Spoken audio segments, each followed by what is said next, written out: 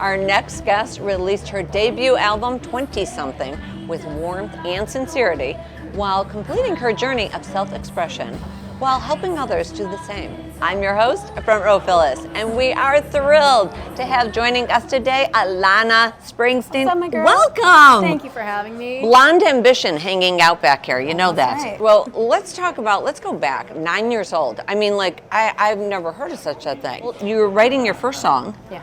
Then singing the national anthem here in Chicago at the Cubs game. That's right. Man, a core memory right there, because my dad's from Peoria. He grew up watching the Cubs his whole life, and when I was younger, I just wanted to get out and sing in front of anybody I could. And oh my gosh. One way we did that was film an audition tape of the anthem, and we sent it to so many different sports teams, and the Cubs was the only one that reached out.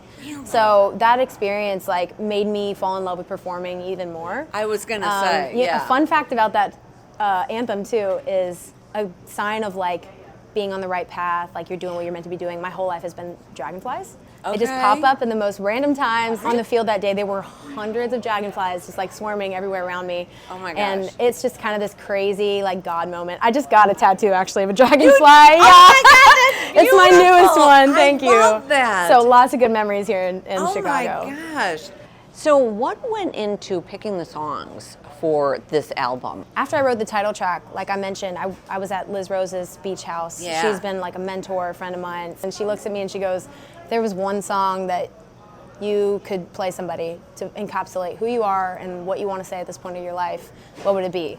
And I was like, whew, let me take a second. What a question. The idea that just kept coming to my mind was 20-something. And I had kind of started this idea at my piano one morning and mumbled a melody, had the idea for it, had the concept, but I honestly was a little too scared to write it because of what I knew it meant. I felt in my heart what it could be and kind of the weight of that.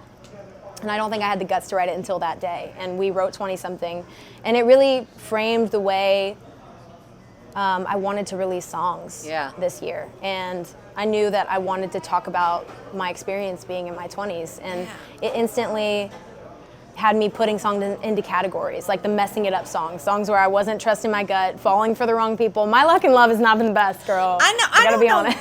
That's crazy. We gotta talk about that off camera. Yeah, well, I'm gonna take some ownership for that too, and I wrote about that, kind of my self-defense mechanisms, and I think I was searching for that validation in all the wrong places, and coming face to face with what makes me tick, what makes me me, and writing about it. And then the last part was getting it right. I had a lot of moments of where I feel like I'm getting it right, just living my purpose and exactly where I'm meant to be. And your 20s, you're just kind of fluctuating between all of those phases. So holidays around the corner, we all know that, I can't believe it. What holiday movie gets you into the spirit? Me and my fam have some traditions, we always watch Red Christmas. Okay. I love kind of the throwbacks. Yeah. One of my favorites, and I think it's underrated, is The Family Stone. It's not a traditional, it's so good. But it's so good. I mean, with Sarah Jessica Parker, she's one of my favorites of all time. And Christmas with the Cranks is always one of our go-tos. I just love a good laugh, and that one's always fun. I released my first Christmas song this year, too. I don't know if you knew that. No! It's called Christmas Comes in Waves, because I'm a beach girl. Oh, yes. I grew up on the coast, and man, my favorite holidays I've spent with my family have been by the water. So it's fun. Check it out. Thank you so much. You're a true delight. We cannot wait for tonight. Live from Joe's on Weed, it's Front Row Phyllis.